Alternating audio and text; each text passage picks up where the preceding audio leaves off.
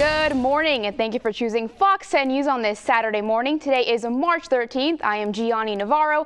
We are off to a very foggy start, so if you're traveling, be careful. Let's check in with meteorologist Jennifer Lambert to talk about when that fog will leave and how the temperatures are looking like today and tomorrow. Hey, Jen. Hey, Gianni. Yes, good morning to everyone out there, and a little bit of a foggy start to your day in case you've seen outside or haven't yet. Well, get ready because we are under this dense fog advisory later on until this morning, but regardless of that 9 a.m. ending time, we are still going to be seeing that fog continue along the coastal spots and within our bays and our waterways. So that'll continue into late morning, but that visibility right now, 0 miles in many places, starting to get just a little bit better, about a quarter mile here in Pensacola and Mobile. So just something to be aware of for this morning in case you have any early morning plans. May need to adjust your thinking for that and just be cautious. And again, in case you are heading out, do make sure you have those headlights on, not your high beams, just your headlights. It's not so you can see, it's so other drivers can see you. When I was driving to work, it was very low visibility, so do be careful out there. But for our full 24-hour plan, our temperatures today, once that fog moves on out, they're going to be doing quite well. We're going to be seeing those mid to upper 70s, even some places seeing lower to even mid 80s. But all of those details in my extended outlook and where you can see those coming up. Gianni. Jen, thank you. In the midst of the COVID-19 vaccine rollout, we want to note that today, yesterday, actually marked the 1 year that USA Health did their first COVID-19 test in Mobile. For many at USA Health, it's hard to believe it's been a whole year since they did their first COVID test. They began testing March 12, 2020, behind the building of Stratton Road Clinic, but quickly realized that wasn't going to be sustainable. From that point, they recall going back to the drawing board, and the idea to hold drive-through testing clinics was born. This has been such a life-changing thing. This has become our home, our norm, our family. I can't believe it's only been 1 year, honestly. It seems like it's been a lot longer.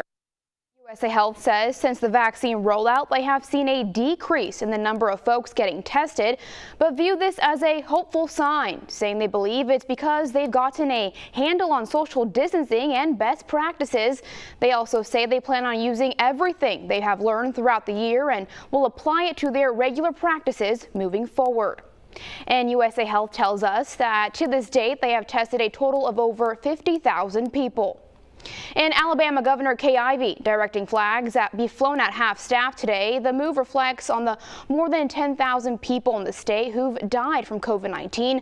Flags will remain at half-staff until sunset. But right now, Alabama currently has over 394,000 confirmed cases of coronavirus, with over 8,000 coronavirus deaths. Over 46,000 people have been hospitalized from coronavirus to date.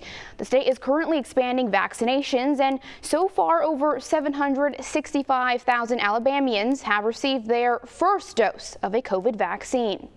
And remember, if there's something you want us to look into, our investigative team has a new tip line. That number is on your screen, 251-434-1011. Leave a message including your name, contact information, and a brief description of the issue you want us to look into. You can also email us at investigate@fox10tv.com. And Alabama is roughly doubling the number of people who are eligible for the COVID-19 vaccine, but in short term, that means it will be even harder to get a shot. Not everybody's happy about it. Daphne resident Dana Curtis, who's 73, hasn't been able to find an appointment, even though he's been eligible for weeks. State records show barely half of the state's residents 70 and older have had at least one shot. It seems counterproductive, doesn't it? I think they need to vaccinate the people in the first cast until they can't sell any more vaccine and then go to the next. But that's just me. I've been online to the health department's webpage, looking up appointments and things like that, and I have not been able to get an appointment anywhere. Alabama State Health Officer Dr. Scott Harris says he's sensitive to that complaint, but says the state is trying to strike a balance. He says there's two kinds of risks to consider: risk of contracting the virus and spreading it, and risk of dying from it. Starting March 22nd, you'll be eligible if you are 55 and older, have an underlying health condition, or work in certain occupations. And we have a full list of those categories on our website, fox10tv.com. And nationally, the U.S. crossed a big milestone. More than 101 million doses of the COVID-19 vaccine have been given out. Now that's roughly 76% of the doses sent to distributors. According to data from the Centers for the Disease Control and Prevention, that tally includes the first shot given all the way back on December 14th. Thursday's vaccination rate set a new record with nearly 3 million doses administered. About 10% of the U.S. population is now fully vaccinated. And fresh off his first major legislative win in office, President Biden may already be eyeing his next bill, one to overhaul the nation's infrastructure. And while Republicans have usually pushed for more infrastructure bills, this time they may be hesitant to agree to more spending. Fox's Lauren Blanchard has more from Washington. The first and second couples are getting ready to travel the country, touting the recently passed $1.9 trillion American Rescue Plan.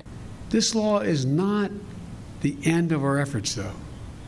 I view it as only beginning. Already, Congress and the White House are looking toward their next major piece of legislation, an infrastructure bill. And this one could be in the trillions of dollars. Speaker Nancy Pelosi on Friday directed House committee chairs to begin drafting the package, writing, quote, "Building our transportation system has long been bipartisan. It is our hope that spirit will prevail."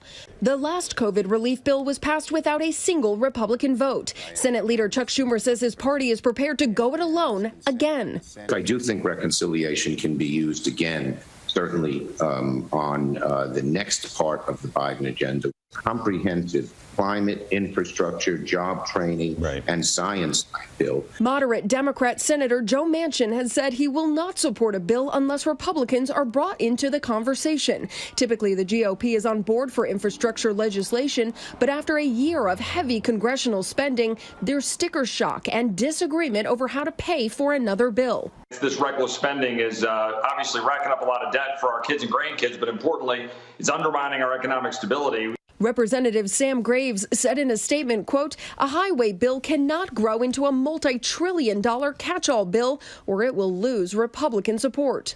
Progressives have eyed this new bill as their chance to pass some of their policies, including climate items, which Republicans are sure to push back on. In Washington, Lauren Blanchard, Fox News.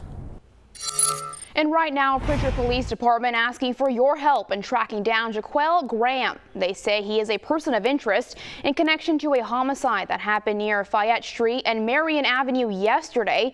If you've seen Graham or know where he is, call Pritchard Police at the number on your screen. And a resisting arrest conviction upheld for the woman arrested at a Saraland Waffle House back in 2018. Y'all already know it's so sweet. What are you doing?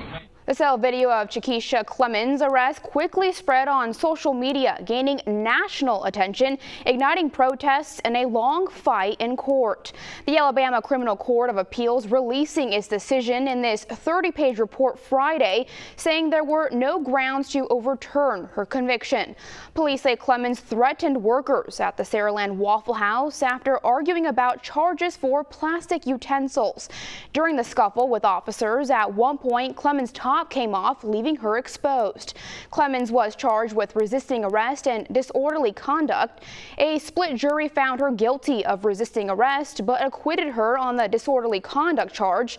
In 2019, she was sentenced to a year of informal probation, which she appealed. That appeal was rejected by the Alabama Court of Criminal Appeals. Clemens claimed that since she was acquitted of disorderly conduct, her resistance to what she called unlawful arrest was justified under Alabama law. In response to that, an appeals court judge ruled that just because she was acquitted doesn't mean she was unlawfully arrested.